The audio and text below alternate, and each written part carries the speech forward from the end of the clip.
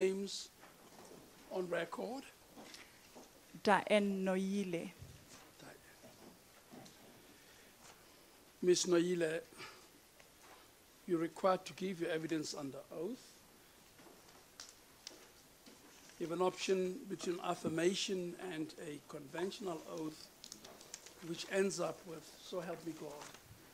Which one do you want to follow? The conventional one. Conventional Justice. one. I ask you to swear that the evidence you are about to give will be the truth and nothing but the truth. And if so, please do raise your right hand and say, so help me God. So help me God. Counsel. Good morning, Mrs. Noile. Good morning, ma'am. I am Advocate Nonhlanhla Yina.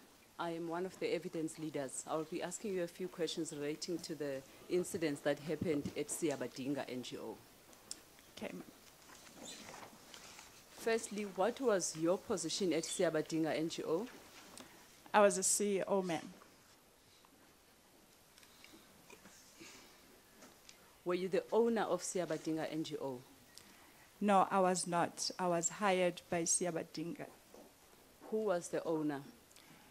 The owner of Esidimeni is Ntomfikile Dlabantu Mabena Council.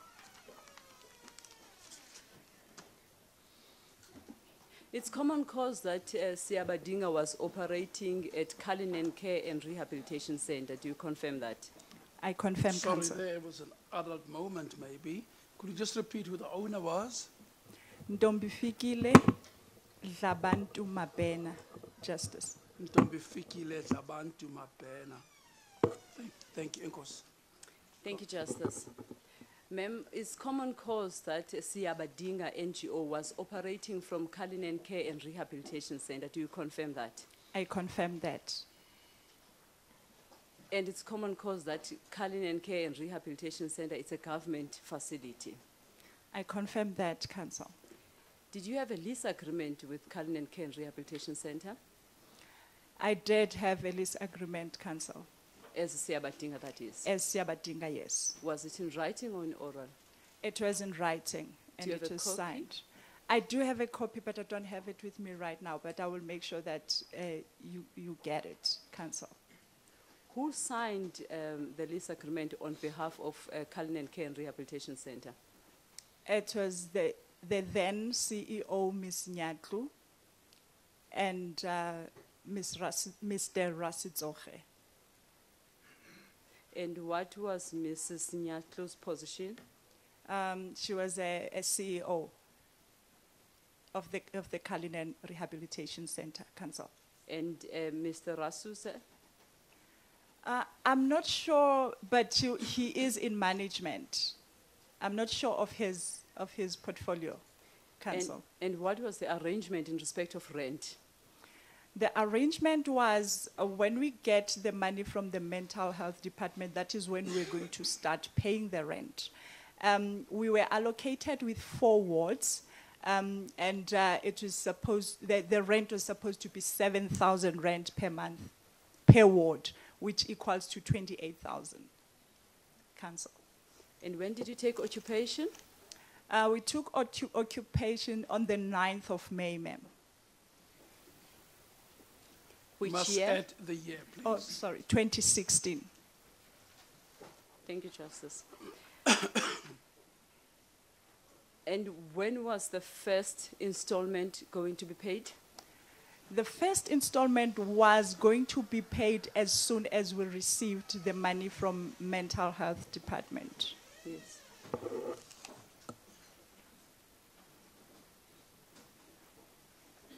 Now I would refer you. Well, how long was the lease?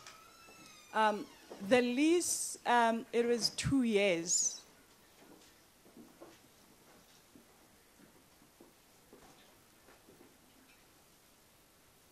Do you know why it was only for 2 years?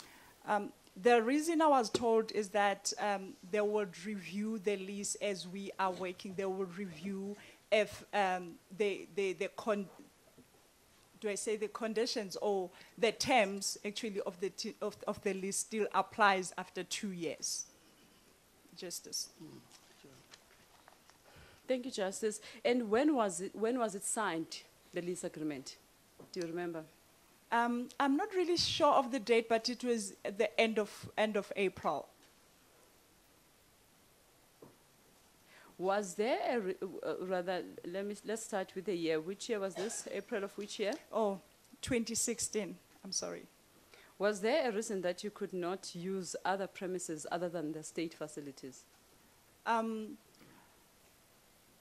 Because of the state of the patients that were going to be discharged to Siabadinga, around Cullinan, there was no other facility that we could get. The evidence that was given here was that you received patients that were discharged from Cullinan Care and Rehabilitation Centers. Is that so? That is true, Council. And it was that the reason that they had to discharge those patients is because they needed to open space for patients who were coming from Life Esidimeni. That is true, ma'am. Now, why would then they discharge you to an NGO? Why would they discharge patients to an NGO but in their premises? I would not really know the reason, but what I was told was that because Cullinan Hospital has a certain capacity that it needs to take of patients. So now, if they were taking more and still keeping them under the hospital, then they will be exceeding the capacity of the hospital. That was my knowledge. That's a bit confusing when you say that they didn't have capacity, because you are going to use the same wards belonging to Cullinan Care and Rehabilitation Center. When I mean capacity, Council, I mean in terms of the staff that they had in the hospital, the number of staff that they had, they were not going to be able to take another 73 to 100 patients. They were not going to be able to take care of them. I see. Now I will refer you to file number 7. They should. Oh, I'm just curious to know what was the business of Siabadinga before signing this lease in April 2016? Siabadinga was operating in Kangala Justice. It had a daycare center. It had 3 centers that they were operating in the same area of Nkangala. Daycare centers. Daycare centers, yes, Council. Yo, Justice, I'm sorry. And the daycare centers related to adults or to children? It was adults, Justice. And were these disabled adults? It was disabled as well as the aged, like old age, And elderly. and were any of them in need of psychiatric treatment? Justice, I will not really be sure because I was not working at Siabadinga in those centers. So you were brought in as CO only for the CRC project? For the project of CRC, Justice.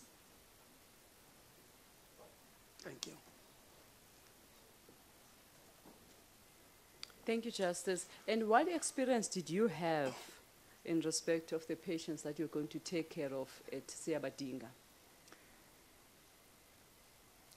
I am a community worker.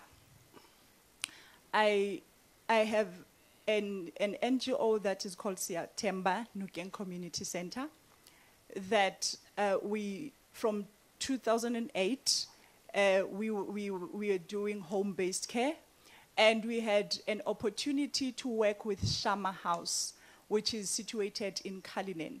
They have mental patients. So were you personally involved? Yes, I was For how personally involved with them for a period of about 8 months or so. I'm not quite sure of the What does a dates. community worker do? A community worker works with the community in terms of home-based care, in terms of people who need IDs. At Shama, for example, what did you do? Oh, at Shama.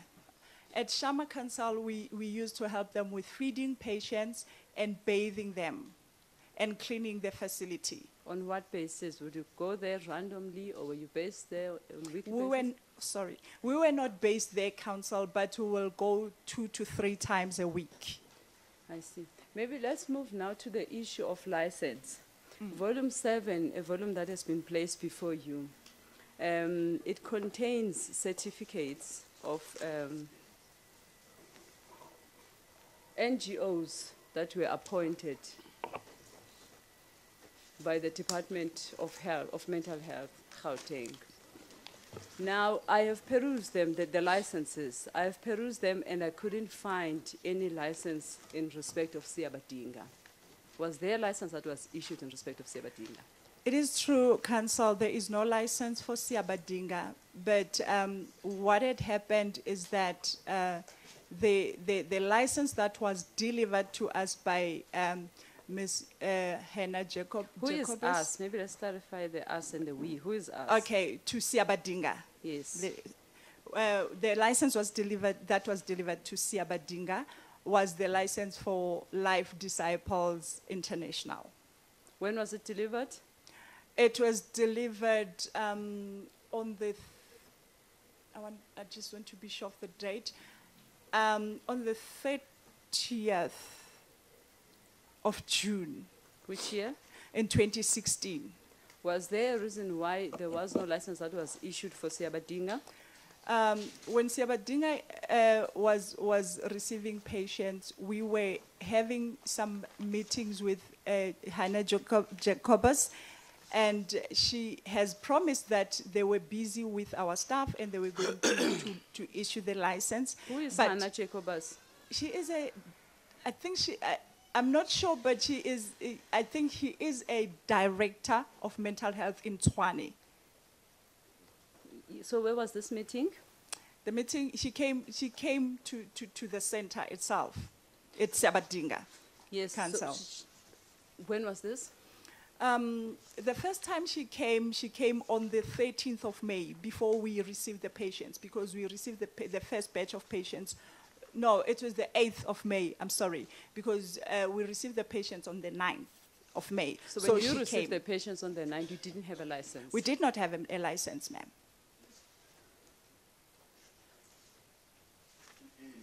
Yes. Sorry. So she said then you were going to, she delivered a license for Life Disciples International. And Yes. said you can use that license. But She- were you under Life Disciples? She delivered the license because she said they were still fixing it. The reason the license was delivered on that day, it was because the seniors from the provincial mental health were coming, which it was said the DDG and the MEC was coming. When she delivered the license, she took it and she put it at the back of my door, with my office door. And the reason and I asked, why is she delivering the license that has another name? She said the DDG and the MEC are coming. They will not see that it's written Life Disciples. I'm sorry. They will just see if there is a license. So that is how it was delivered to us. So you are saying that Hannah Jacobus went and issued a license on another organization and gave it to you and allow you to operate using that and to mislead the MEC and the government officials? That is what I'm saying, Council. And what was your stance on that? You were the CEO, you were going to run the organization on a license that didn't belong to the organization. Council, at that time, there was a lot of chaos. I did try to question her, and she said, Diana, I told you that I am going to fix this. I work with these things. That's a quote. But did you apply for a license? We did send all our documents When was this? to the Mental Department of Health. That was in April of 2016. You know, strange enough, that license for Life Disciples is also not part of the bundle. Do you have a copy of the I license? do have counsel. Can you make it available? Yes.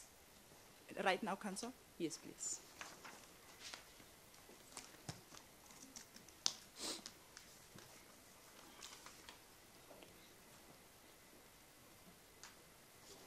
If I may request Justice for copies to be made whilst we continue Yes, the but I can't resist my curiosity. I want to see, even before you make the copies.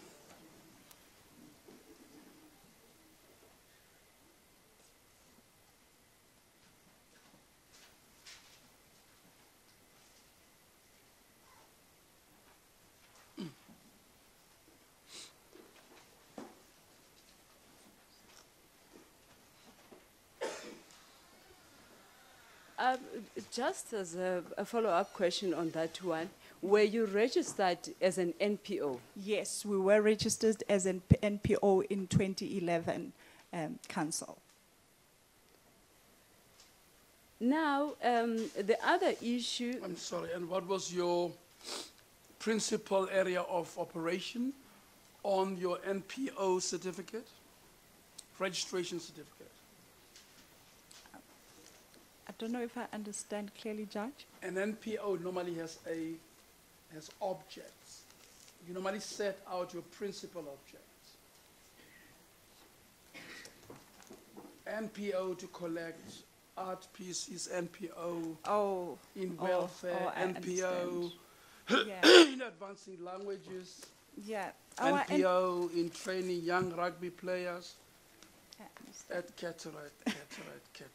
Right? I understand now, Justice. Sure. Yeah. Our refer to our constitution. Our objectives were to have a full-time accommodation for intellectual disabled and adult person. To have a full daycare facility, a daycare facility for intellectual and disabled person of all ages. Daycare facility for Disabled, intellectual disabled of all ages. Thank you. when you say that you were running a daycare center, Sebadinga was a daycare center at Ekangala before April 2016. So daycare center, does that mean that people would bring in their loved ones or the patients in the morning and take them in the afternoon? That's what it means, counsel. Yes. Now, the other issue that I want to refer you to whilst we defer the issue of license is volume number 6, file number 6.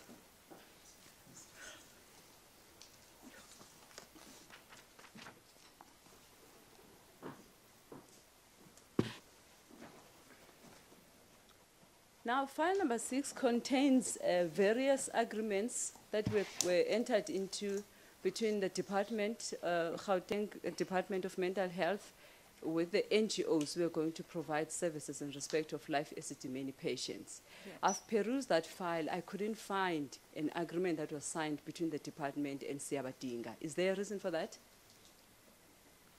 Can I check the date of the signatures? Yes. Is it the may. same date? Thank you so much.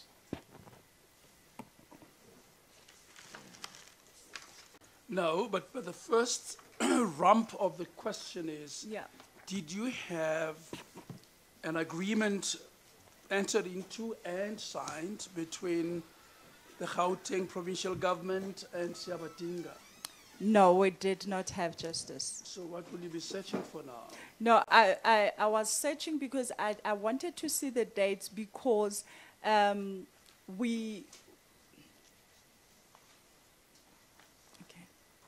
I wanted to search the dates. Yes. Because when we started taking in patients, that is when we were promised that we were going to be given the agreement. But your long and the short answer is that you did not sign any contract with Gauteng Department of Mental Health. No, ma'am, we didn't. Yes. So just to help you on the dates, the one date appears on page 1944. The number is on top of the page, 1944. Yes.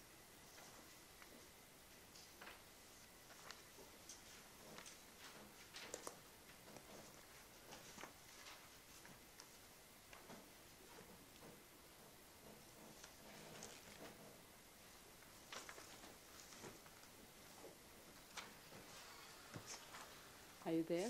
Yes, I am. I am, ma'am. Are you satisfied? Yes, I am. Yes. Thank you. So your answer was that you did not sign any agreement with the department? No, ma'am, I didn't. Before and after you have received the patients? No, ma'am, I didn't.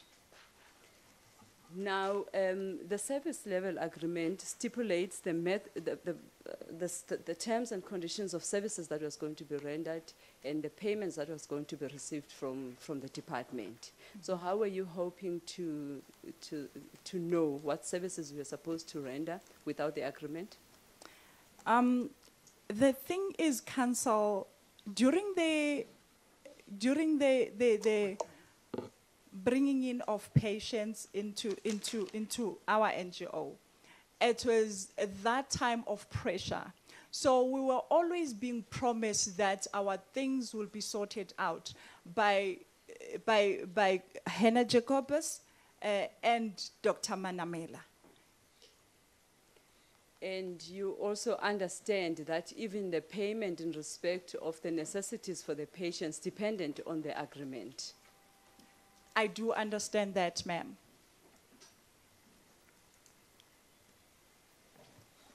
Now, in respect of other NGOs, there were audits that were conducted to check if they had the necessary equipment, the necessary staff, and the audits report appears on file number 7. I also didn't find any report in respect of Siabadinga.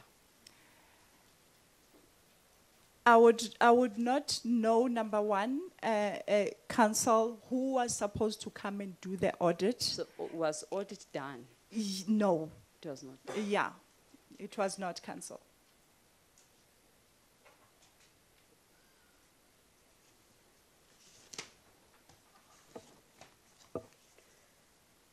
The evidence that is before this tribunal, in particular of a social worker, Daphne Ndlovu, who was working at Cullinan Care and Rehabilitation Center, was that you did not have doctors or professional nurses at Siabadinga. Do you confirm that? I do confirm, council. And that you also did not have a social worker?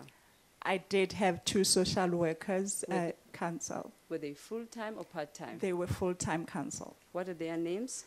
It's Vusi Jensen and Buitumelo Was it Janssen or Johnson? Janssen, as in J-A. Sure, thank you. And And Buitumelo Mukomane. And also that the patients, when they were discharged from Cullinan Care and Rehabilitation Center to Siabadinga, they were not assessed as it would be expected. Were they assessed? They were not assessed, ma'am.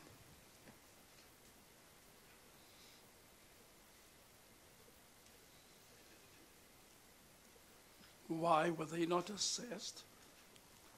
We did not, as Siabadinga Justice, we did not have doctors to assess them because of the funding that we did not have or the money that we did not have, and because we were not sure of how much, when or if the Department of Mental Health is going to pay, how much will be allocated to the doctors or to let me say, to the professionals.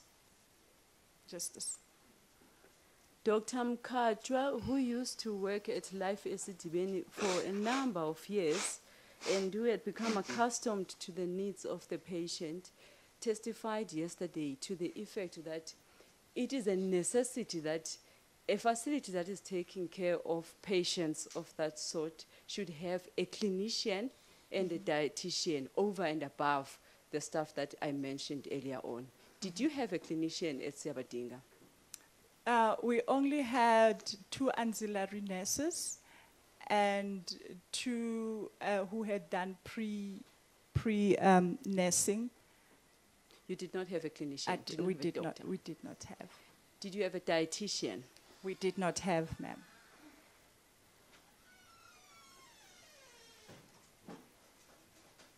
Now, how did you deal with food? How did you make a determination of what to give to patients and on what intervals if you did not have a dietitian?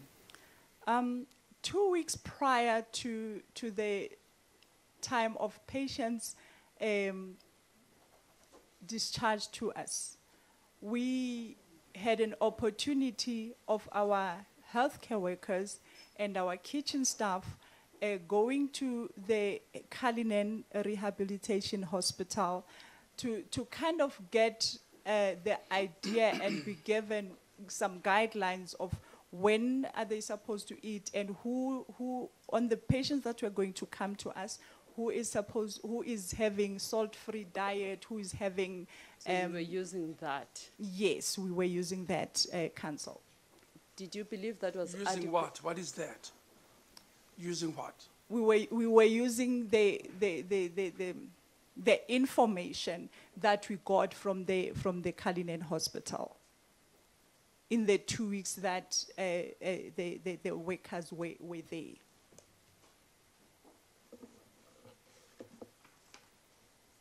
And the information would be what? Would be the manner of cooking? The matter of cooking, the diet, because I've even mentioned that we had, I don't know, we had patients that were having soft diet. So when they go to the kitchen, they will tell them that when we say soft diet, this is what we mean, and this is how you cook the I food. don't want to detain you. I just want to understand what you say your staff learned from the CRC kitchen. Can you repeat that, Justice? I want to understand what your staff members learned from the CRC kitchen staff members. Okay. They've learned how to cook the food. They've learned again the intervals that they were supposed to have in between their meals. How many meals were you serving? We were serving 3 meals, and we're having a snack in between. 3 meals and 1 snack. Two snacks, Justice. 2 snacks. As you'll see, this is quite an important issue. Yes. Because you're going to be asked, how did these patients die? Yes. And food is quite an important element in this case. Yes, it is. Okay, we'll come back to that. Counsel. Thank you, Justice. So you learned how to prepare food and what type of food to give to patients in 2 weeks' time. How many patients are we talking about? We're talking about, at the end we had we had 73 from Cullinan Hospital itself, and then we had 3 that were direct from Life Esidimeni. So in total it's 76. Yes, ma'am. Did you believe that was enough? That At was the- appropriate, rather? At that time, I don't know if it was because of pressure. At that time, I thought that we had enough information. What do you But think now? now I don't think. I don't think it was enough. Because Dr. Sorry, Counsel, the 73 that came from CRC, how and by whom were they identified as patients who ought to come to you? They were identified by the hospital itself. So CRC told you who to take into your facility. Yes, Justice. And the 3 from Life Esidimeni, by whom and how were they identified? The 3 from Life Esidimeni came on the 1st of July, and they were brought in by Dr. Manamela, Matilda Malaza,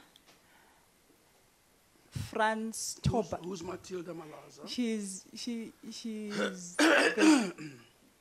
she the CEO? No, there's a new acting CEO now. She became the CEO after Ms. Nyatlu was CEO for CRC. for CRC. Yes, sir. And who else? And Mr. Franz Tobani, who is working at the Department of Mental Health in the province. And did they tell you why they brought these 3 patients to you? Just as it was late afternoon, there was a bus full of patients in our yard, and they did not know where to take the patients. They just said, can you please take these patients because we don't know where to take them. And Dr. Manamela was making some phone calls. I am not sure who she was calling. They did not have IDs. They did not have identification. We did not know their names or their age. They had nothing. It was just what they were wearing at that time. It was 3 male patients. Female Male, patients. yes. And how do you end up with 3 and not all of those on the bus or in the bus? Okay. The others that were in the bus, they were put into NCA of Life NGO, which was in the same. They were your neighbors? Yes, yes. And you were given 3? I was given 3 justices. Did you choose and identify the patients? I did not choose. As I said before, Justice, these patients, they did not know where to put them because all of the others were allocated at the NCA, and these 3 were idling. So they asked me to take these 3 patients. I did not just take them. We had a problem of space. So I said we did not have space for them. Where are we going to put them? What are they going to eat? Because we did not have any money from mental health department. And Dr. Manamela said she was going to come and fetch them on the following Monday. If I'm not mistaken, it was a Friday that day. So we had to stay with these patients over the weekend, but they were never taken back.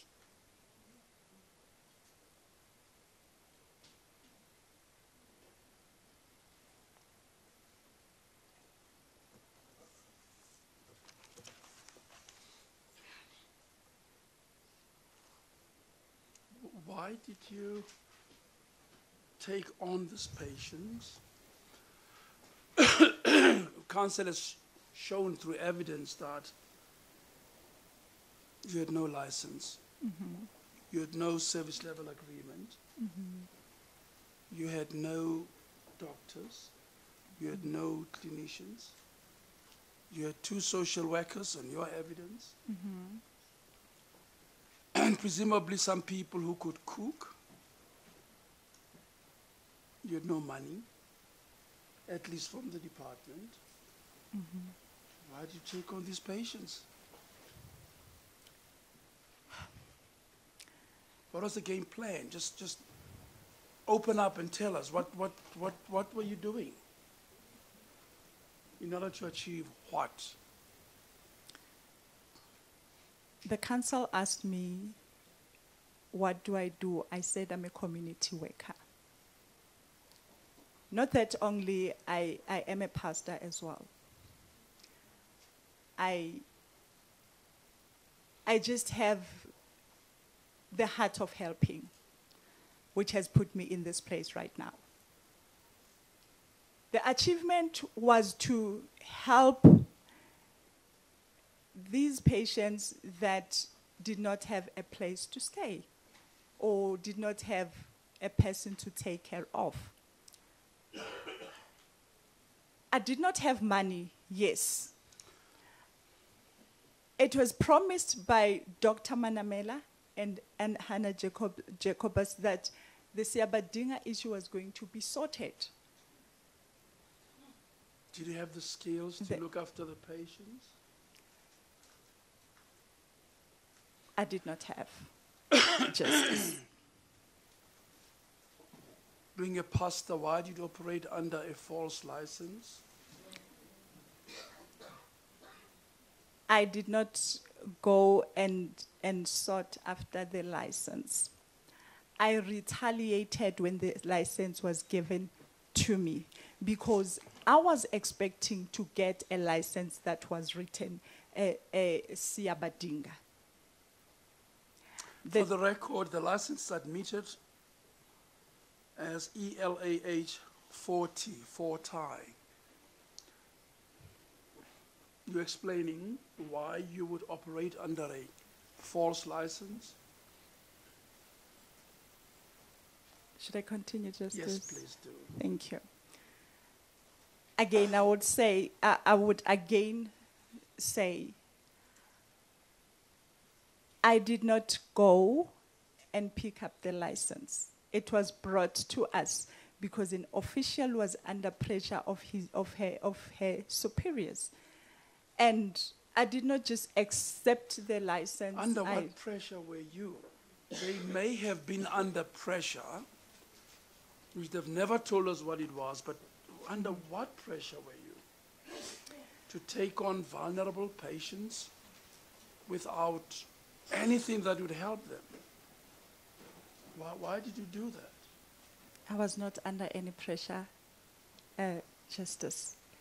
As I said in the beginning, I think just being the person who want to just chip in, I chipped in a wrong place at the wrong time, thinking that I was helping. Why did you chip in at the wrong place and wrong time? For what reason? To achieve what? I was just here to help. That was my thinking at that time.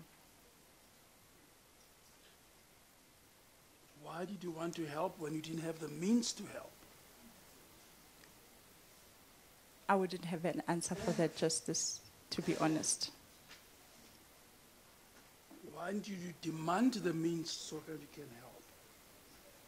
Excuse me, Justice? Why didn't you demand the means so that you can help properly? I did demand the means. I did try to knock on the door of the mental health department to help us.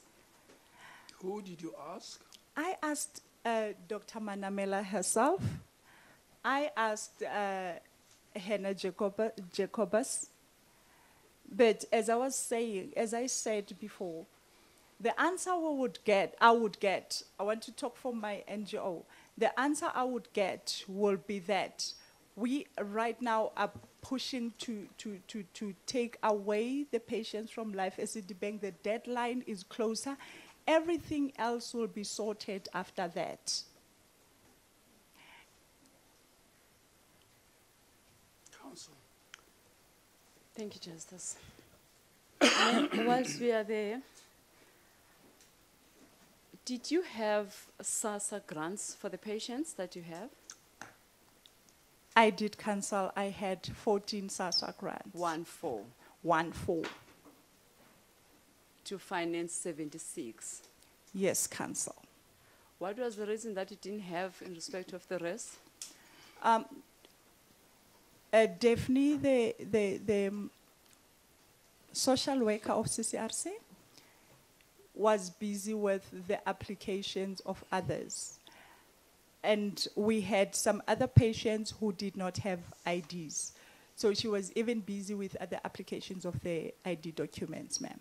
So Daphne, the CCRC social worker, was also assisting Siabadinga. When we came into place, Daphne had already started the process. But when we started taking patients and they discharged patients to us, then it was hands off from Daphne.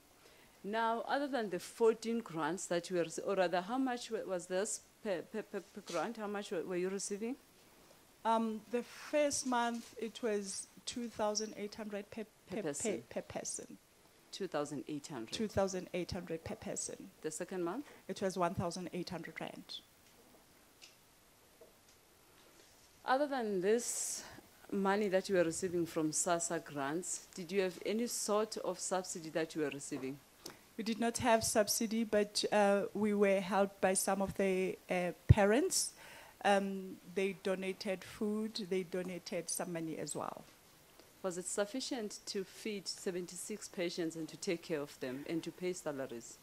Ma'am, it was a day-to-day struggle in terms of taking care of the patients. It was a day-to-day struggle. But having said that, we managed to to take care of the patients at that time. Would you say they were receiving proper food, adequate food, I would say they were receiving proper food. proper Counsel. nutrition? Proper nutrition counsel.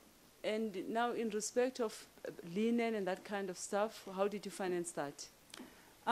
With linen, CCRC, when they brought the patients, they gave us linen and 2 sets of blankets for each patient.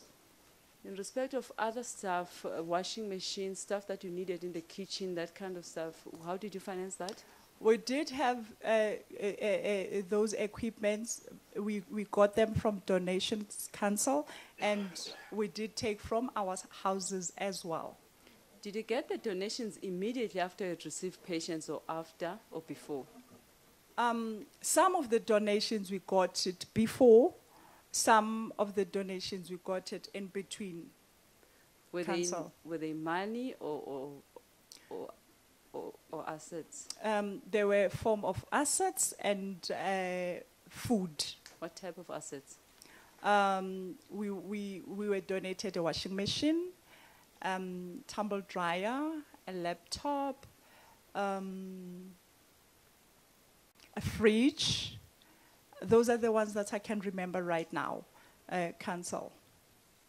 And clothing for your patients. We got, What- sorry.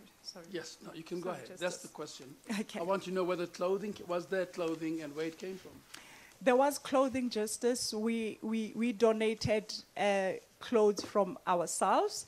Kumies, which looks for intellectual patients, they are in Rayton. They donated a lot of clothes and shoes. And then it was churches around. Some of them were contacted by community health workers, and they brought the clothes and the shoes. Council. And when did you think you would get any money at all from the department? We thought we were going to get the money around July or August, because that we thought it, and that is what we were even promised as well. Who promised you? Dr. Manamela. Yes, Justice. And did the money ever come? No, nothing came, Justice. Up to the time Siabadinga was closed down, no money had flowed to you. Nothing, Justice.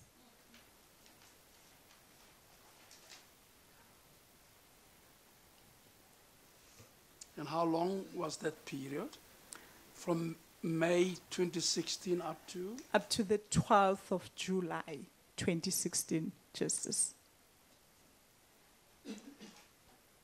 You operated for 3 months.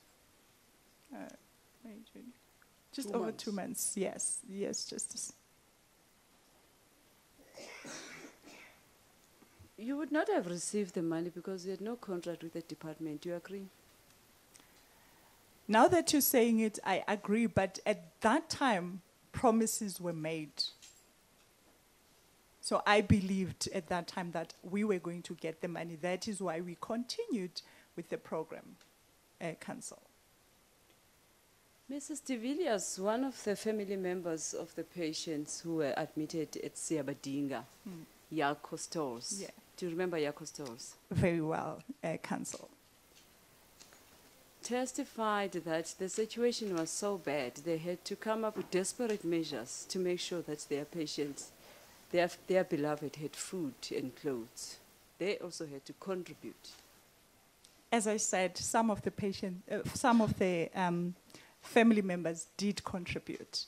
I would not agree that the situation was so bad, because, as I said, we did have food, we did have clothes for the patients.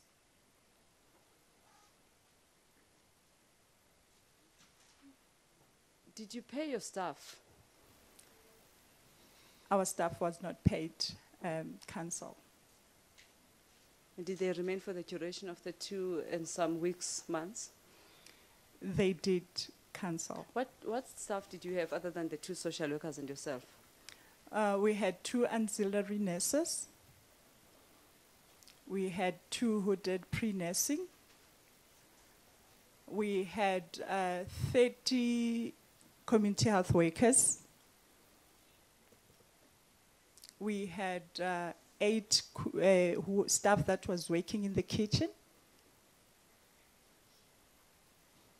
And, oh, we had 8 cleaners. Now, it is on record that there were patients who died at Siabadinga NGO. Is that correct? It is correct. How many Council. patients died? During our time, it was 4 patients that died. What did they die of?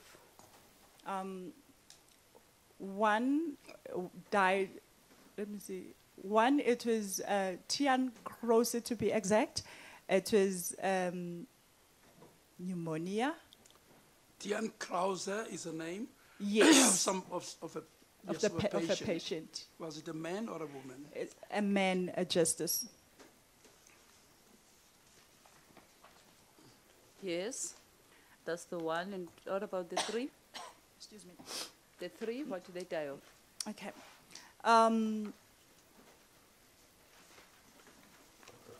What's the second one? Jan Daneke. Yani Jan Daneke. Danica. Yes, I think it's Dienekr. I might be under correction, Justice. And was it a man or a woman? A man, An adult? an adult, Justice. And Mr. Krause also was an adult. He was an adult, Justice.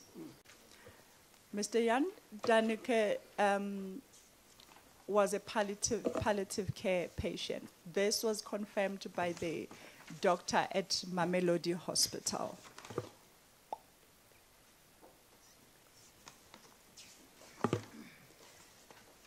Justice, if I may refer the witness to Exhibit ELAH4. H4.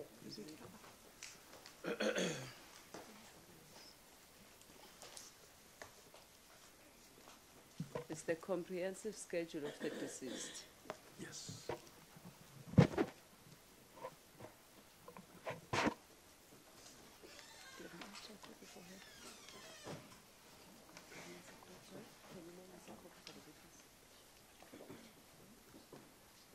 But you gave us 2 of the 4 names.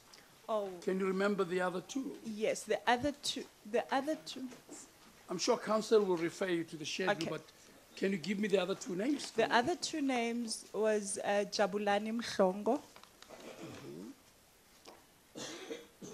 as well as Rifilwe, An adult male. an adult male. He was an adult. And Miss Rifilwe Sifok. Sifoka. Yes, Justice. And she was an adult female. She is a female Justice. Does the patient have the exhibit, ELAH4? We'll hand. Does the we'll, witness have? we'll pass one just now, Justice. Okay. Thank you.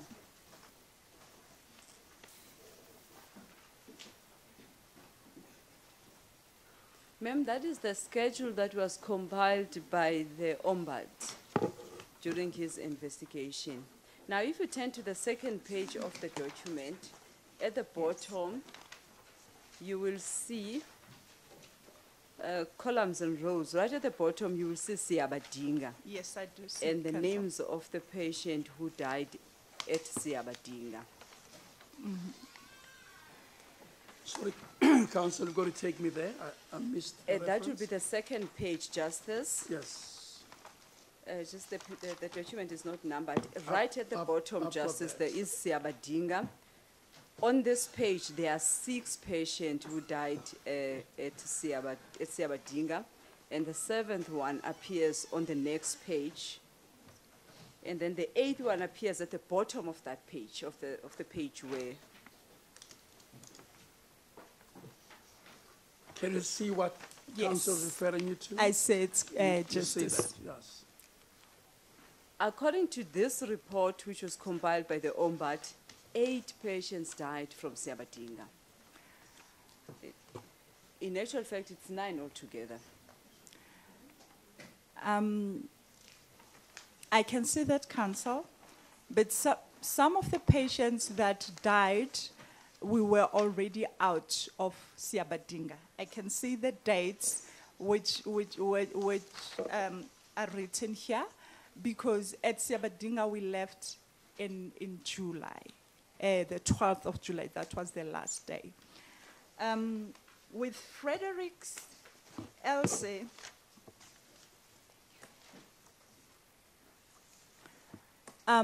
during that time, the CCRC already had brought in the nurses that were taking care of the patients. We were still there, but we were not allowed to be in control of the situation.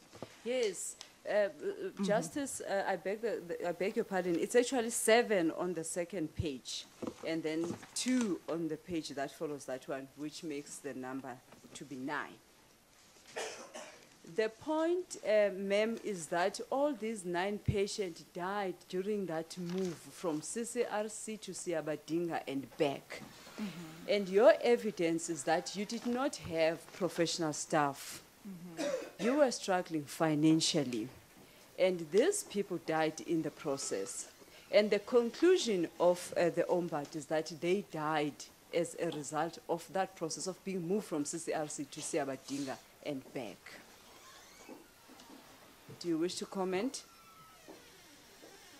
I really don't have a comment, Council. In specifically, the Ombudsman stated that the majority of patients died from 5 NGOs, and Siabadinga is listed as one of them. And he stated that the reason the patient died was because the NGOs had neither basic competence, and you have already testified that you were not competent. Is that so? Yes. And you had no experience, Yes, Council. and there was no leadership. Yes, Council. There was no managerial capacity. Do you agree? No, I don't. And the NGOs were not fit to take care of the patients. Do you agree? They were not fit because they did not have the resources. That's what I think. If NGOs were well prepared, NGOs were given support in every way, I think NGOs would have been able to take care of the patients. If NGOs were prepared. But ma'am, or maybe before I get to that, Yes. because it's not clear, other NGOs testify that they were invited to a meeting wherein they were requested to submit documents, and that's how they became part of this process. And how did Siabadinga come to this process? The only meeting that we were invited in was on the 17th of May Which year? in 2016.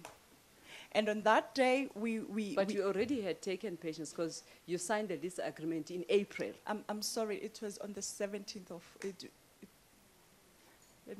can you just give me time to because. Yes, you are entitled to Thank you. time to think through. Thank you so much, Justice. It was on the 7th. It was on the 7th of May, where NGOs from Tshwane were invited at the Hatfield Department 7th of Health. May, which 7th year? of May in 2016. Council. It was that, yes, so that was the time you learned about the Gauteng Health Marathon. No, that was not the time I learned about it. It was not the time. As a Siabadinga. As Siabadinga, yes. That was the first meeting that you attended. That was the first meeting that we were supposed to attend, and when we were on the way there, we were called that we were late by So you did Hannah. not even attend the We meeting did of not. the 7th We were of not May. given an opportunity to attend a meeting. But how is it that you already signed a lease agreement in April already?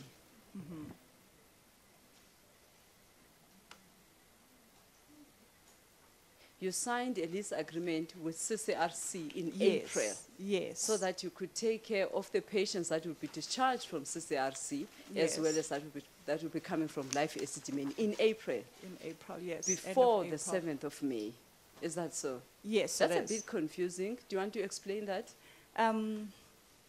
I do want to explain that. Briefly do so, please. Yes.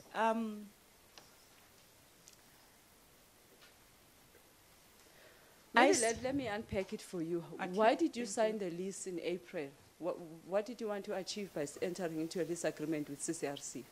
We signed the lease in April because we were going to be given patients in May. Who told you that you'll be receiving patients, We patients were- in May? We were told by Ms. Nyatlu. How did as it come well. about? Okay.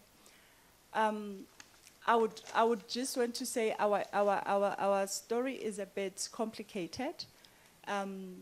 When we came into the picture of the CCRC, I was asked personally, I was asked to help the LDI, hence the certificate for LDI. What is LDI? Life Disciples International.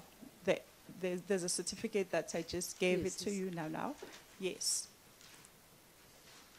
I got a call in August 2015 that there is an international organization coming to occupy in Cullinan Rehabilitation Center and take care of the mental intellectual patients. A call from who, ma'am? A call I got from Sister Nkosi, who is the facility manager at ART Clinic in Cullinan. Yes, that is an international NGO that will be taking space. Yes. Yes. But this NGO is not familiar with the area. They want to start hiring the staff, but they don't have, since they are not from South Africa, they don't know the how-abouts. As I said in the beginning, I'm a community worker. The relationship that I had with Ms. Nkosi is that I had an NGO, and in the NGO we were Maybe in tracing. the interest of time, just tell Yes. us about the Love Disciples. Yeah, you were still saying that you got a call, and then did you get to speak to them, and what happened? I was asked to send them to find them people who have a community health worker knowledge or certificates, and I did that. I forwarded the names to the center up until the beginning of January, which was now 2016. We did not hear anything up until then. Then around the 14th, 15th of January, I'm not sure, I'm speaking under correction, I got a call that they were interviewing all the people that I have So sent. you to them. attended the interview. I was asked You were to offered a- come. you were Yes, offered a job. I was asked to come and help with the interviews. I was not offered a job interview yet. people? Yes. Okay, so what were you interviewing these people for? For community health workers. For what purpose community in health relation work. to what we for are in to- relationship with the patients that were going to be transferred or discharged from CCRC to this Life Disciples organization. Yes, yeah, you Yes. helped with the interviews. Did you Help- hire people? Helped with the interview, gave recommendations as I could see, and then that was it. I left. The following day, I got a call from the owner of the Life Disciples asking me to come in. And then he explained now in depth about the patients that are going to come from the CRC to them, and they need people. And he said to me, I would want you to come in and help us in terms of being a board member. And I asked, because I've been in the NGO sector, asked But like, did you eventually agree to be part of the board member? yes, I did. Yes, okay, so yes, tell us Yeah. from there. Then a week or two later, he came again and he said he was the CEO of LDI What is his at name? that time, Erwin Wegner. Yes. He was the CEO of the time, at that time, and he came in and he said he was going to go out because he was not getting the information from the Department of Mental Health of how is he going to get funds in terms of taking care of the 100 patients that he's been promised, and he's going now. Where does this detail get us to, Yes, Council? yes. I want to find out, ma'am. The question was very simple. You signed the lease agreement in April, but you only got the information about the patients, or you were going to get the information on the 7th of May. And you're supposed to receive patients, you started receiving patients in May. The question is, how did, you don't have a license, you don't have an agreement with Department of Mental Health, Yes. you don't have premises. How did it come about that Siabadinga ended up taking patients from CCRC and Life Esidimeni? That was the question. Sorry, Council, I thought we were done. It came about because LDI was not in place anymore, and an NGO was needed to take the space of NGO. So you of kept the in. I'm So sorry. you took their space, Siabadinga took their space. and that is how you got to use their license. So that's what you're trying to explain. Not at all, ma'am. Not at all. That is not how I got to use their license. The license was brought to me because the DDG was coming. I did not go, or I did not collect the license. It was brought to the office. Ma'am, just in concluding, you told us today that you didn't have a license as Siabadinga. Yes, You ma'am. didn't have a contract with the department. You didn't have the skills to take care of the patients. I agree, ma'am. You I didn't did. have the necessary staff. And now it is on record that 9 people died as a result of the NGO having taken people who were in good hands at CCRC and at Life Esidimeni. Yes, it is in record, ma'am. And I think maybe we should even look at the patients who died, I think 2 weeks just after they were moved from CCRC to Siabadinga. And you were using as the state facilities for the NGO. You were using someone else's license. Now, when you think about all this thing, was it the right thing to do? I would say in response to that, if I went out and get the license and lied about it from the beginning that I have this license and it doesn't belong to me, I would say that was not supposed to happen. But an official of the Department of Mental Health knew that this was Siabadinga, it is not LDI, brought the license to us, put it on the door and told No, us. you've already said that. I mean, it is too much of a coincidence that you are also part of the Love Disciples. Justice, that will be evidence in Yes. chief. Thank you. Would somebody give this witness the report, please, of the ombuds? Thank you, Council.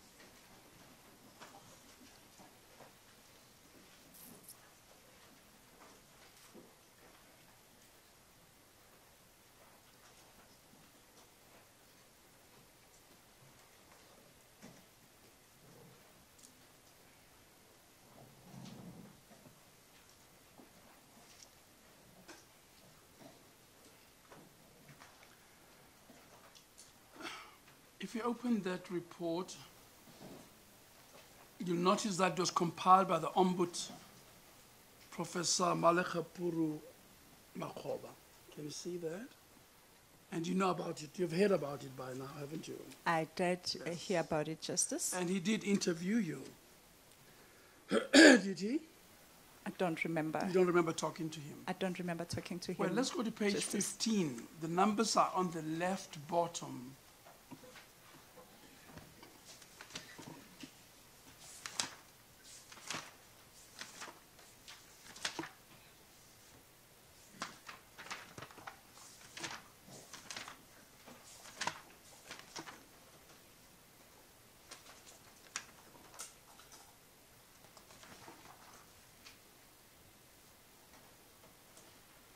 You look, there are bullet points that you can see there. Let's start more or less in the middle. May, June, July. The sentence starts there. And at the bottom end, it talks about she visited Kalinin, plus Dr. Maname, and visited Enka and Siabadinga NGOs, and instructed that both share the unused hospital kitchen, built another cold room, one stove, and put a washing machine. An intervention of nurses was also made. Siabadinga then took the department to court and was kicked out of the premises.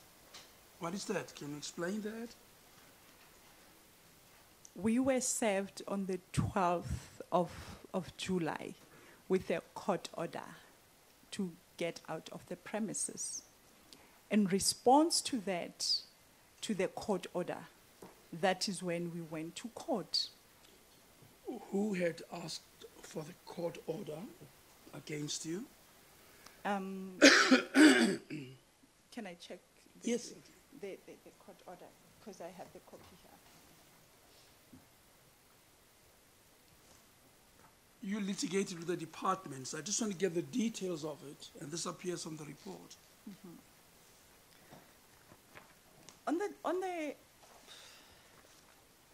On the 8th of July, we were given a letter that said we must get out of CCRC. Letter from whom to whom? It was signed by Dr. Silibano, but it was delivered by Dr. Manamela to me. Then on that very same day, Did the letter provide reasons why you had to vacate? the letter said we were giving Can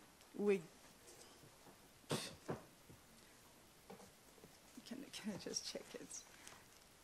The letter said we're not supposed to be giving services to the patients because we were, in a nutshell, because we were not qualified to do that. So we needed, and it was like we were not known to be in Kalinin. That's what the letter said. And we were asked to leave immediately with all my stuff and with all my things. At this time, it was around 5 in the afternoon. I was not able to do that. And where were the patients? The patients were in the wards. And at that time, there was nobody to take care of the patients. All 73 of them? All 73 of the patients. I wouldn't say all 73 because we already had deaths. So it's 70, we said it's 70. Fine, let's not get caught up in the number. All right, okay? all right. I want to hear about the litigation. Yes, and the nurses who were there from the CCRC were not like literally taking care of patients in terms of changing nappies and feeding them Let's go to the letter and Dr. Silibano and that you must vacate. Yes. Tell me about that. I'm not sure what You received need. a letter from Yes. the HOD of Health in Gauteng. Yes. You told us the letter required you to vacate The promise. CRC wards that your NGO was occupying. Yes, Justice. And I ask you what reason was given for the requirement that you vacate. And you said the letter says you were not entitled to operate as an NGO at Cullinan.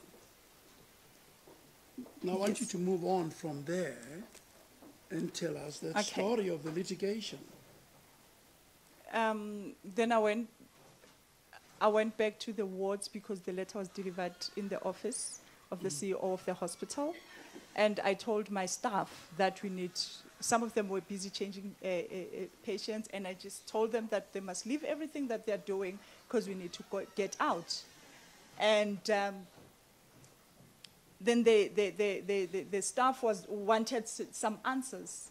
They wanted some answers to know when did they now realize that we're not supposed to take care of the patients whilst we have worked for 2 months and the officials were coming in. And then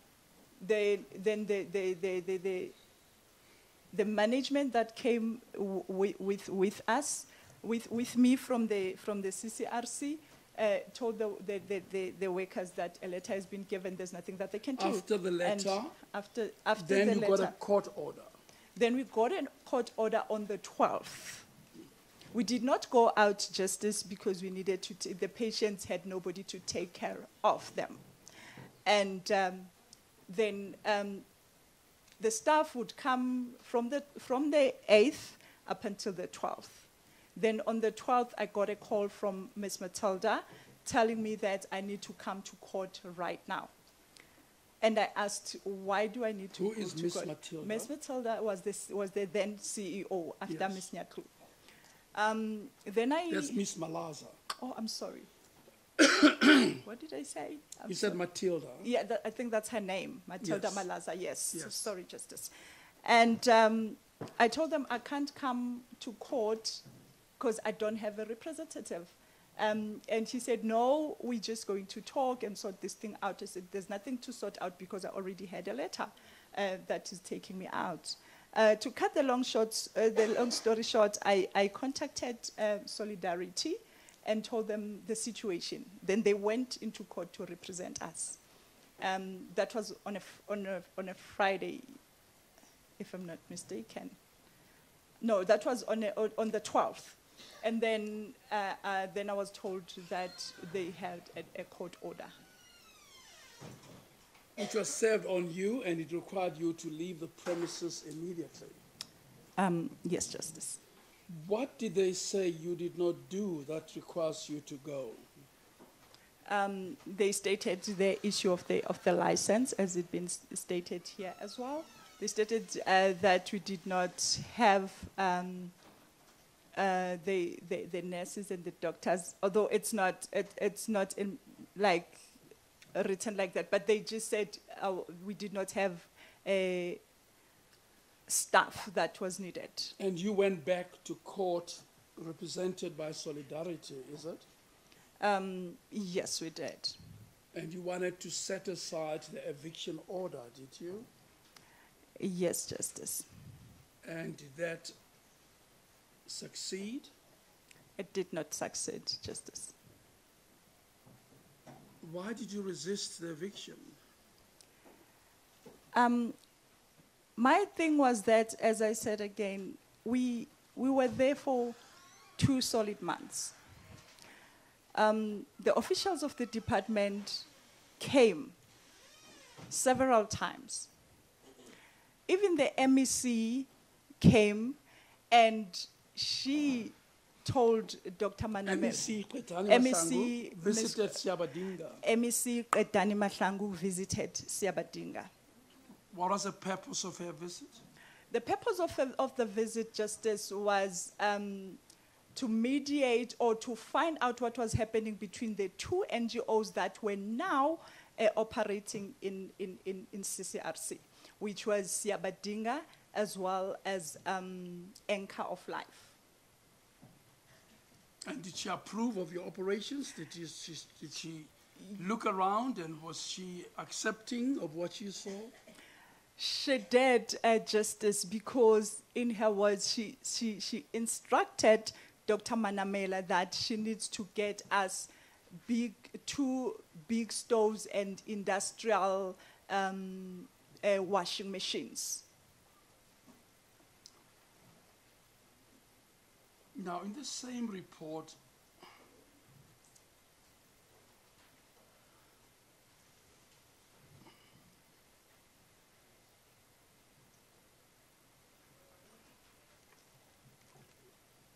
there's a discussion about the deaths that occurred at your premises, and they are placed at 11 in number.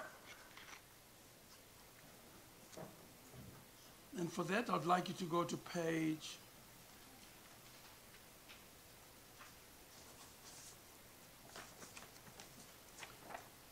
'Well, let's start off with the number. What do you say about that number, that 11 people died at your operations? Justice, the other ones I did not hear about them until at the later stage. The only patients that I knew about were the patients that passed away when I was still there. Look at page 42. There is quite a simple graph there that Is it, put together by the Ombud. okay, thank you.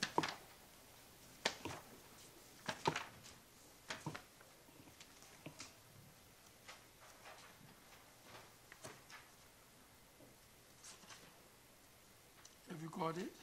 I'm nearly there, Justice, I'm sorry. The number would be at the right am now. bottom, 42.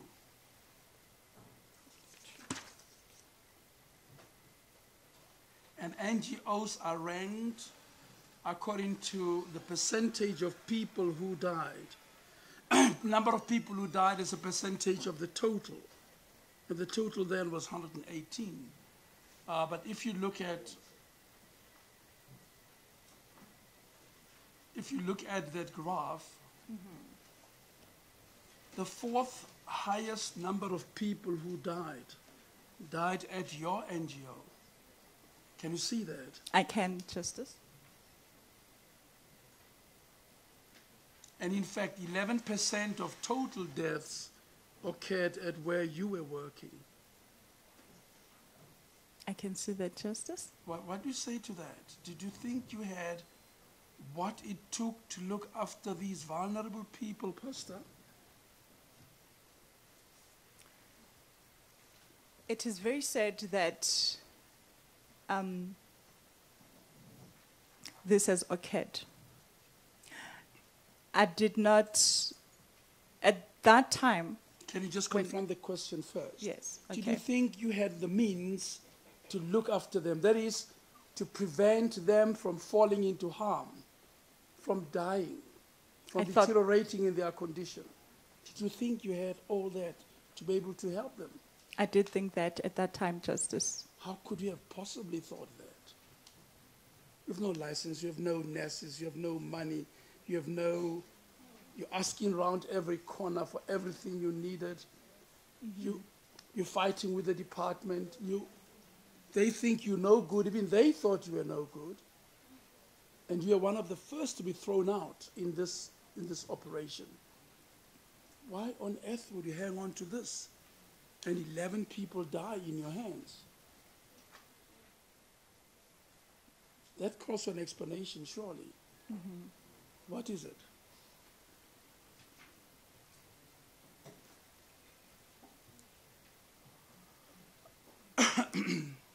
At that time, Justice, I really thought I could do it.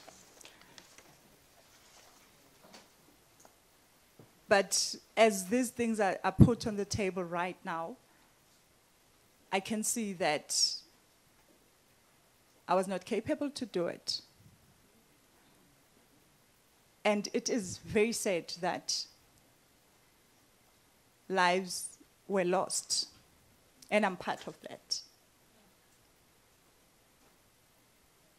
I can take you to many parts of this. For instance, you had no data on your patients. You can go to page 41 of the report, where they make the point that you did not keep normal bed letters. That recorded the state of health of the patients, the medication they were supposed to receive, the conditions in which they were. I mean, they couldn't find records to support the care or to show or demonstrate the care that you provided. And the report is very damning about Siabadinga. Justice, the data of the patients was kept. You asked me if the Ombudsman did interview me or did request any of the documents, and I said, I don't remember that. Look at page 41. The Ombud tells us. There was just no figures about the medication and a whole range of things on page 41 of the report. Anyway, Council will have many more questions to ask you. They will have many, many more questions, and you should be ready to confront those questions. Thank you, Justice.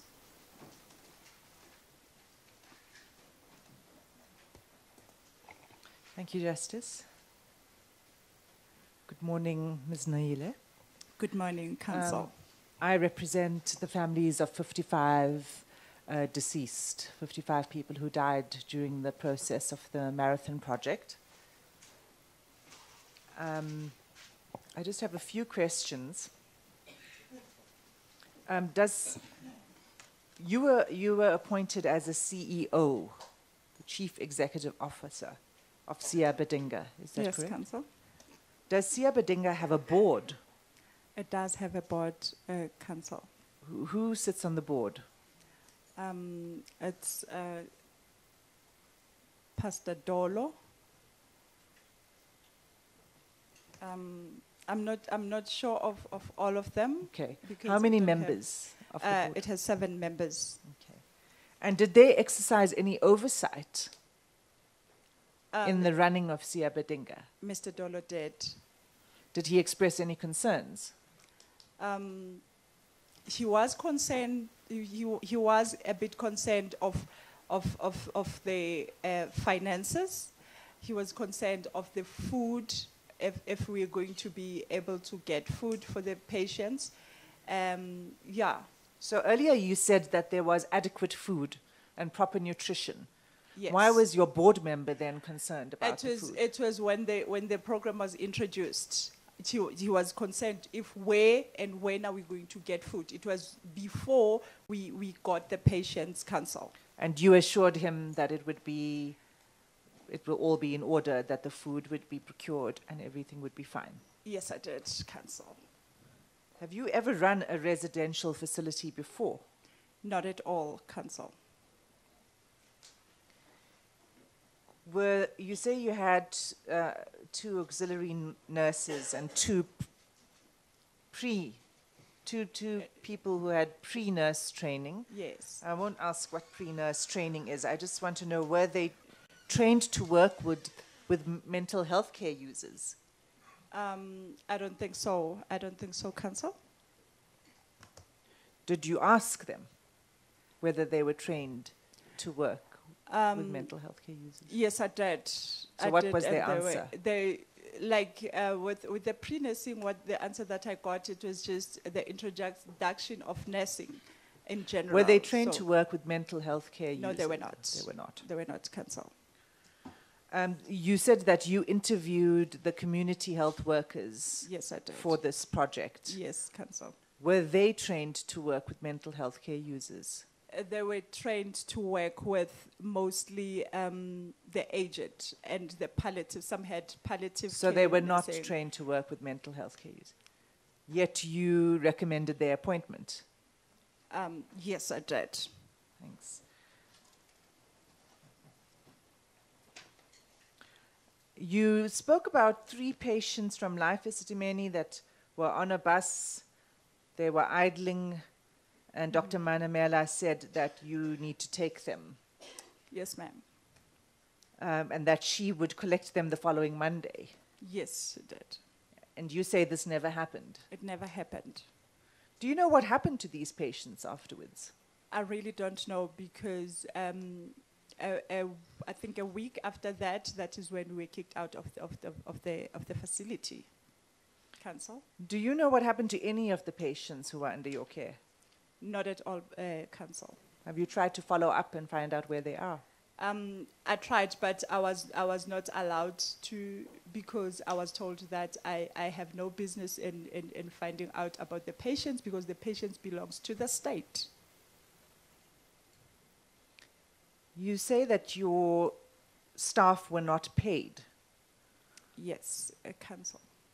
And did you say there were 30 community health workers that you employed, or 13? I said 30. 30. Yes, Council. And 2 auxiliary nurses, yes, Council. and 2 with pre-nurse training, Yes, Council. 8 staff in the kitchen, 8 cleaners, Yes, Council. and 2 social workers. Yes, Council. 30.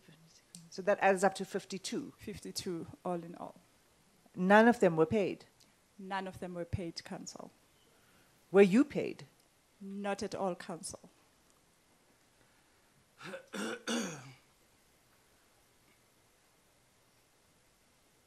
You were contracted to provide a service to the state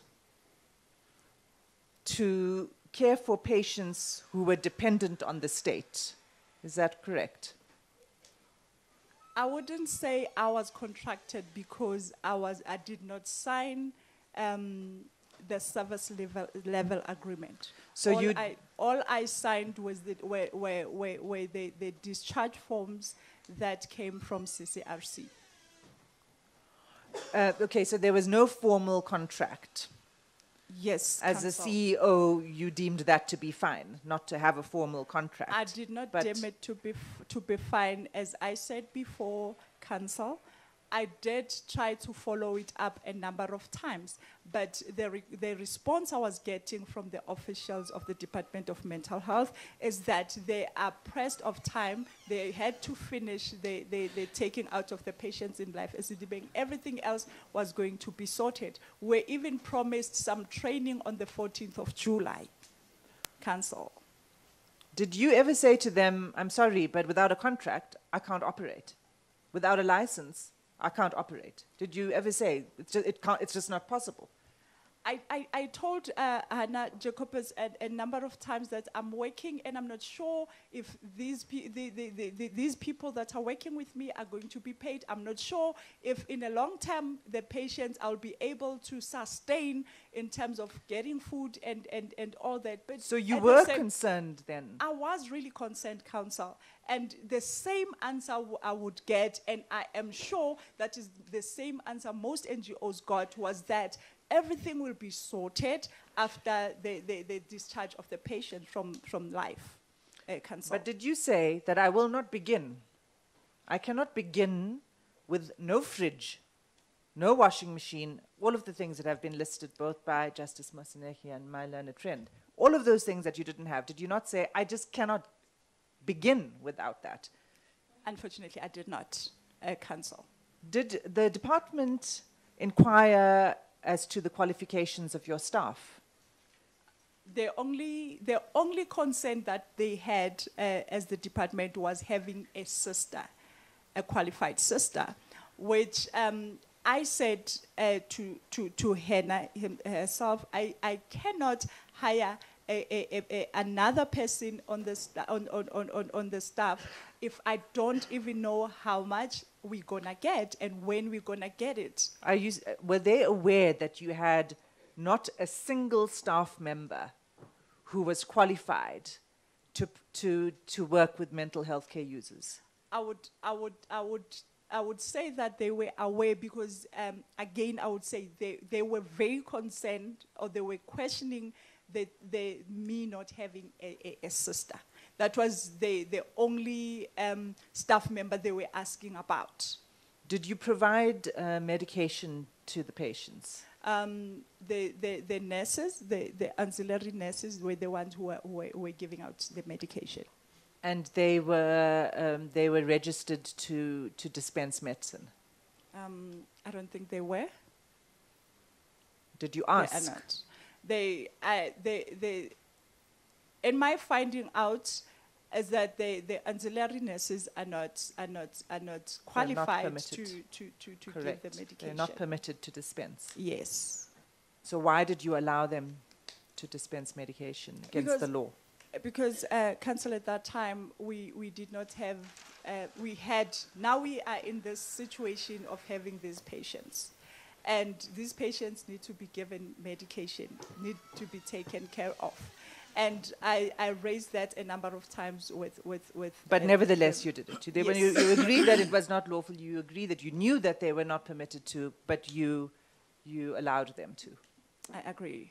But who permitted you, sorry, Council, who gave you the authority to take the patients into your custody?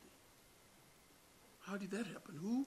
Who said, I authorize you to look after these patients? Just as to be honest, there was, I wouldn't say somebody just came and say you are authorized to take care of the patients. I remember that the patients were transferred to us by the hospital, and that was made known. Who transferred the patients to you? The CEO of the hospital at that time, Ms. Nyaklu.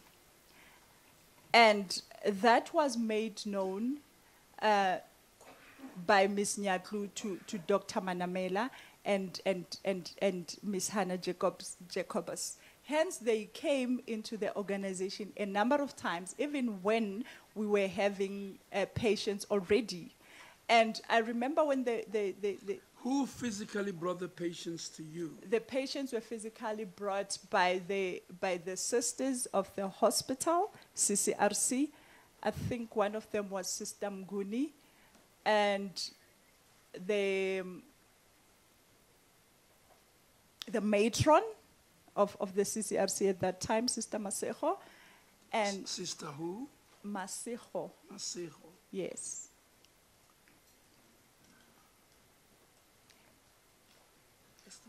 And the first batch of patients, when we received the patient for the first time, Ms. Nyaklu was there as well. And why did you think, by what authority were you entitled to look after these patients? At that time, I thought, I'm not talking about a license or something. yeah, Some official who said, you are the authorized person to take care of the lives of these people. Mm-hmm. Who was that?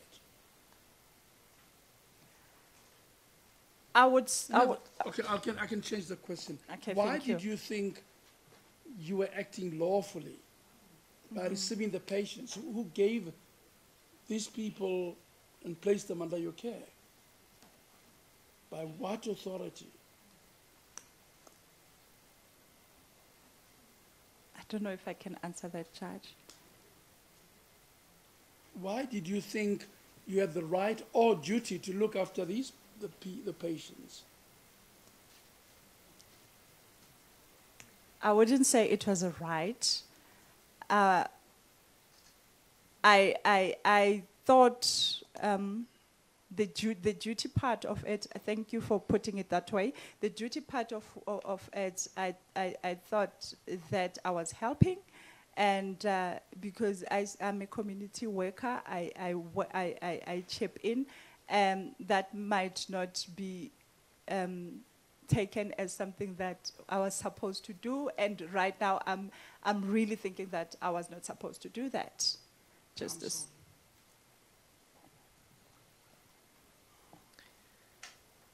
It stands to reason there was no, I mean, if there was no contract, there was no open tender. You didn't respond to an open tender. No. But on your understanding, you were providing services on behalf of the state On my understanding, yes. to mental health care users.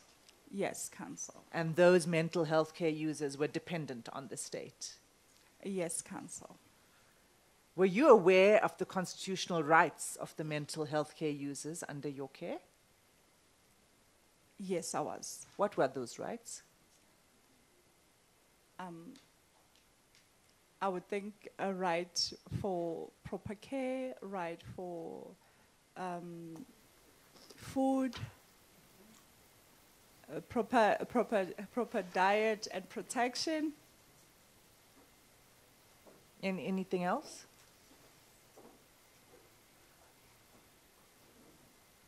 Nothing else comes No. to mind now, Council. Sorry.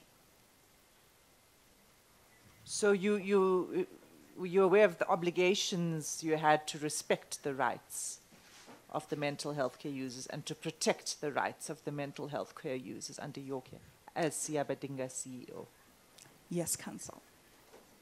But you're not fully aware of all of the rights they're entitled to in the Constitution. Isn't that true? At this time, no, Council. You weren't aware then and you're not aware now. Isn't that true? No, Council. Do you think that in the end you respected or protected the rights of the mental health care users? I think I did respect their rights because But you just said you didn't know what their rights were. to be loved that we gave. We had passion. I had a community health workers or the staff that had so much passion to help the mental patients, and we gave them so much love. But they couldn't Cancer. survive on love and fresh air. But there was food. Yes, they couldn't, but we did provide food. We did provide a comfortable place. The most important thing that we did not provide was having a qualified staff, which I regret now, Council. Those are my questions, Justice Masimini. Thank you, Council. Have the police been to you? Yes, Council. Have the Yeah, police yes, come Justice. to you requiring warning statements from you? Yes, I've been busy with them throughout the past week. Now Justice. only, the past week. Yes, Justice. What did they require from you? They required the documents as such as the NPO certificate, the certificate, the license. They requested the death reports of the patients that passed away. What else did they? What death reports did you have in your possession? It was for the four mental health users, which was Sifuka Rifilwe, Mhlongo Jabulani, Tian Kroos, and Jan Daneke. Did any of them undergo post-mortem examination after they passed on? I don't think so. I'm not sure, Justice. What did you do with their bodies once they passed on in your facility? We had two of them that did not have family. We did not have contact of family or of any sort. Then we called the Cullinan Police Department, and we explained what happened, and they took the bodies to the mortuary, the state mortuary. And do you know where the bodies are of the two mental health care users They were taken whose in families you did not have? They were taken to the Bronchosprite mortuary. Did you contact any of the family members to tell them about? We did not have any records of them. We tried. We went even to the CCRC itself. They had a number for Yanni Denike, but we did not go through. We couldn't contact the family. Tian Krause, there was no contact details, nothing. And where is his body now? I don't know if he was buried, but it is at the mortuary in Bronchosprite Council. Is it still there? I really am not sure.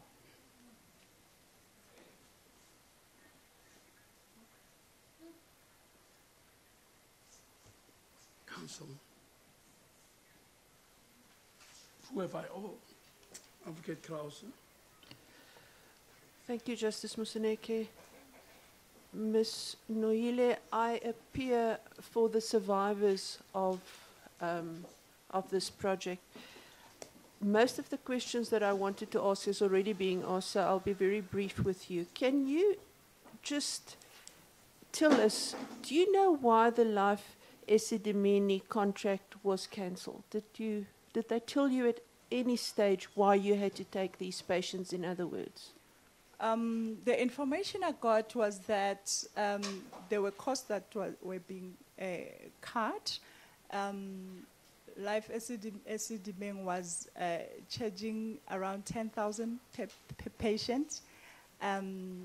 Per day, per month? I'm not sure. I am not sure, council. So that is why the license was not the license, the patients were being taken out. So it was a cost issue, you were told? I was told, yes. Yes, council. Did you ever raise with them when you realized now you can't cope, that money is not important where lives are concerned? You know, council, right now as we're sitting here, it seems as if it was easy to be in connection or in contact with the people who were running the project. I did try several times to let them know, as we were now running the project and seeing it's so costly. But the same answer, again, I will repeat, the same answer was that everything will be sorted out after the discharge of patients. So you told them in no uncertain terms that it was a costly exercise? Yes, I did, council. I'm going to refer you to an exhibit, ELAH10, if somebody can perhaps provide you with that exhibit.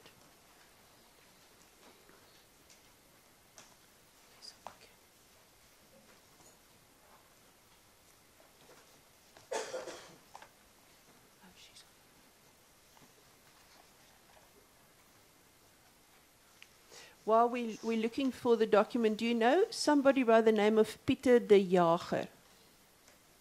Yes, I do, council. And who is he? Pieter de Jager was one of the committee members of the families of the patients that were there in our center, Siabadinga.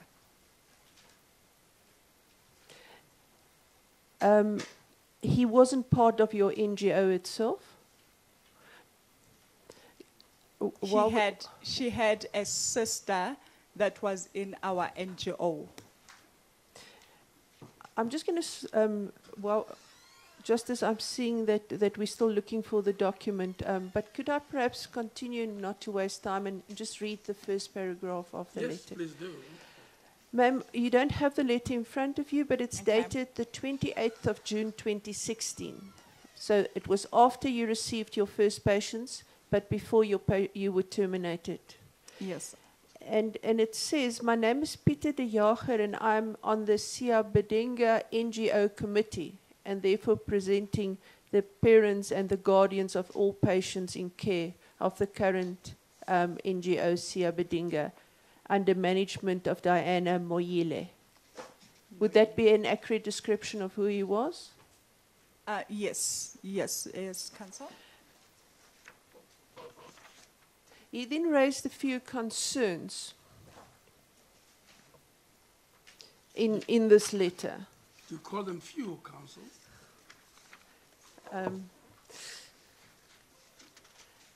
I was perhaps being euphemistic, Justice.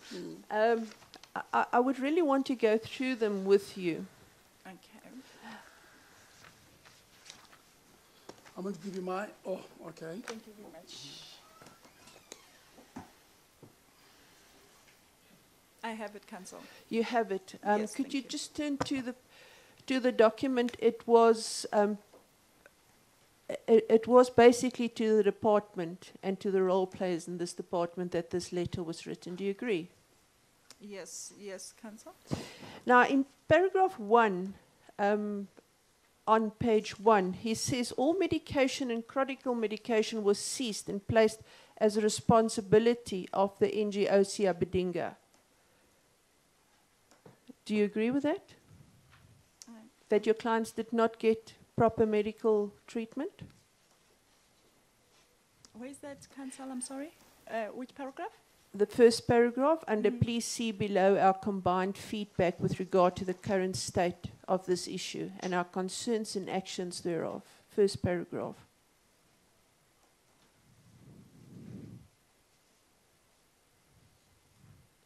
It is in the first paragraph, the fourth line from the bottom of that, fifth line from the bottom. Yeah, I can see that now, Council. Thank you. Do you agree with What that? was the? That chronic medication was seized and placed at the responsibility of Esidimeni. Yes, the medication was put under us. I don't know if I really understand the question. Did you have Council, an? I'm sorry. Let me just take a little bit Okay, further. thank you. This is chronic medication. Yes, Council. Did your patients get chronic medication? Chronic medication. They did for the period of 2 weeks, because when they came from the hospital, they were only given medication for 2 weeks. And thereafter, they didn't have medication. Thereafter, we struggled because we were told that we'll now get medication from the local clinics, of which that is what we did. We went to the local clinic, which is a Refilwe clinic, and we were told that there was no budget for us. Dr. Manamela was called by the CEO of that time, Ms. Nyatlu, to say that Esidimeni is struggling. They have patients that are running out of medication. And now we're going to have a problem.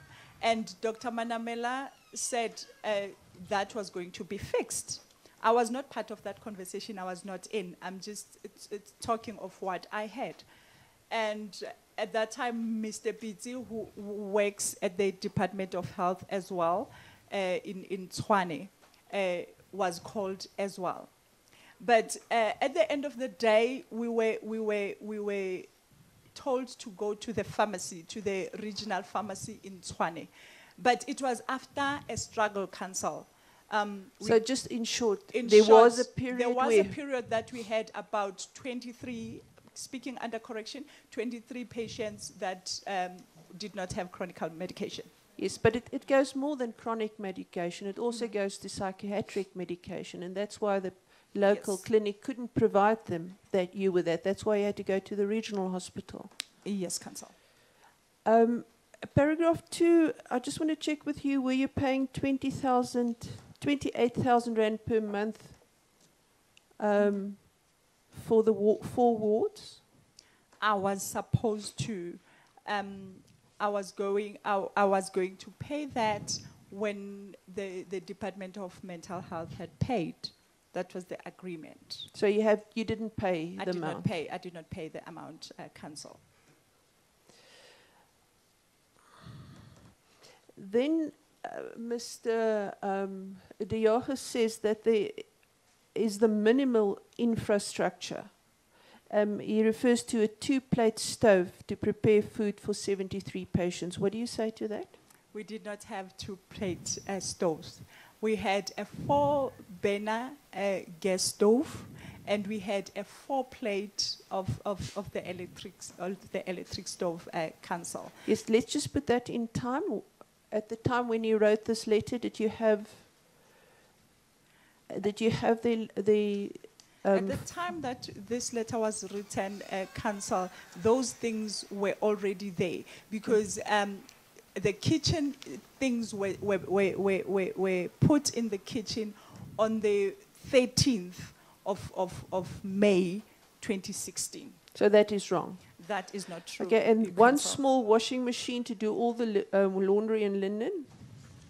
We had one laundry machine and one dryer at the time of the writing of the letter, Council. Was that sufficient? It was not sufficient because we did some of the washing by hand. even the Council. 4-plate stove, assuming Mr. Diacher is right, I mean, would that have been adequate for 73 people? It was a 4-burner gas stove, these big ones with legs. How many Justice. plates? I mean, It's 4-burner. It's 4 plates. The ones that have legs. I think I have a picture of it in our profile. and you said it was enough to cook for 73 people. It was enough, in my opinion, Justice. You see, these people died of hunger, most of them. Dehydration and it's not malnutrition, the other word. Low levels of nutrition.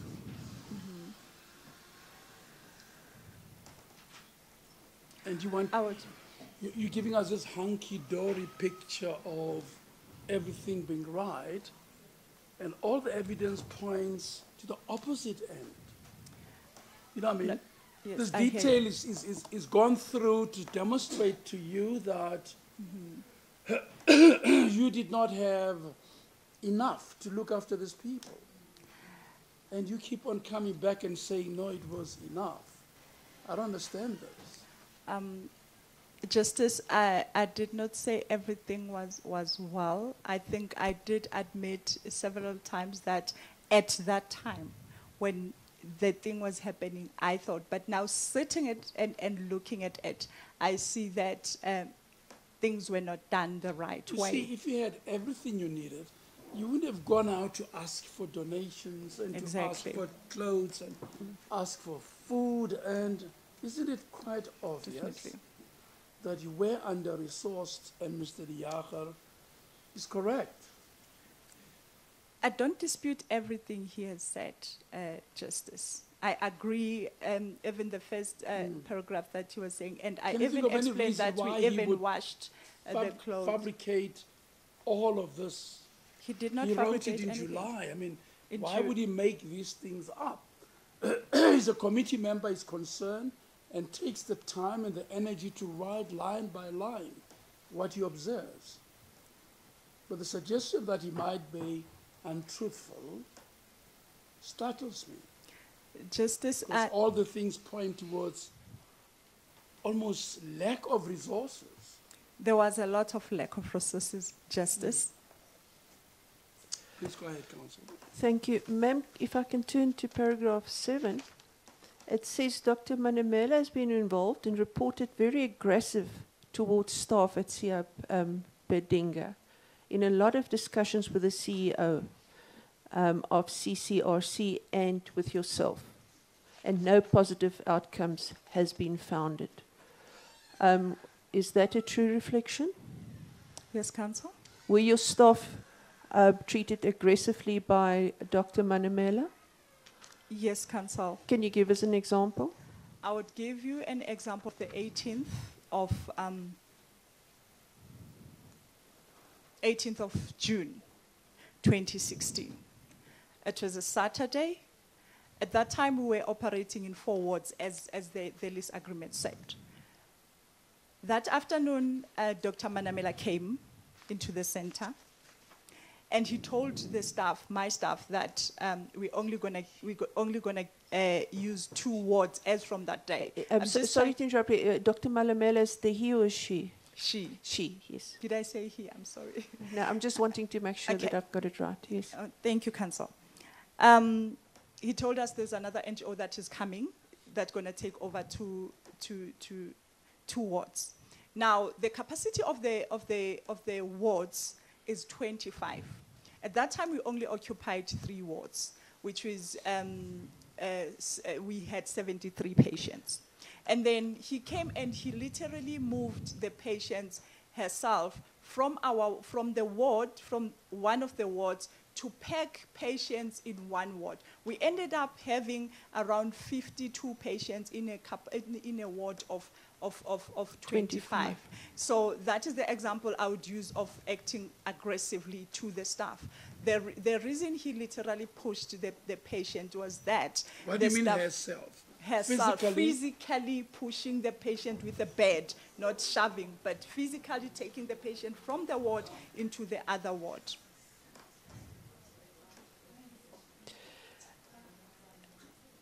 And the aggressiveness to your staff, did they trying to stop this? Why would you say she was aggressive to your staff?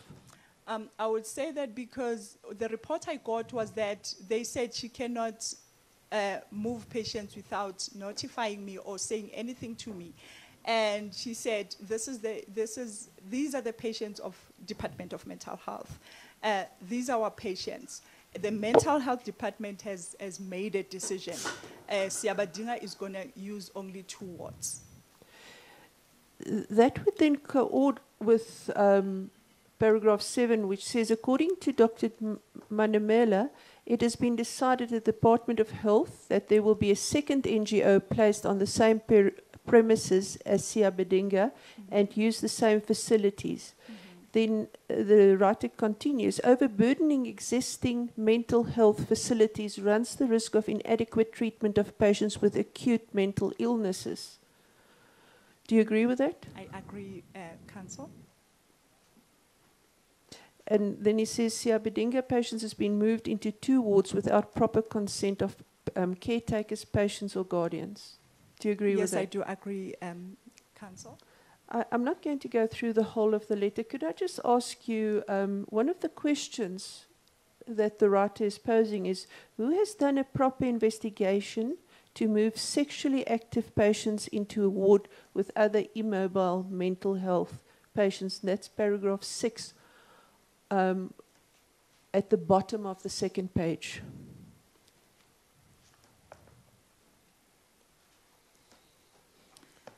Can you comment on that at all?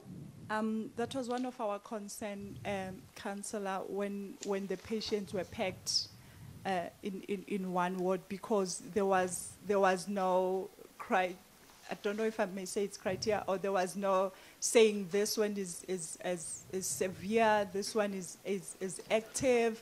It was just a matter of pushing the patients into one ward. So I would agree with this. It's a dangerous practice. Very dangerous. Council, if you have more questions, I intend to take the tea break now, and you may proceed after tea. Thank you, Okay. Justice. We're going to take the tea break, and we'll see you when we're back at 12 o'clock. Thank you.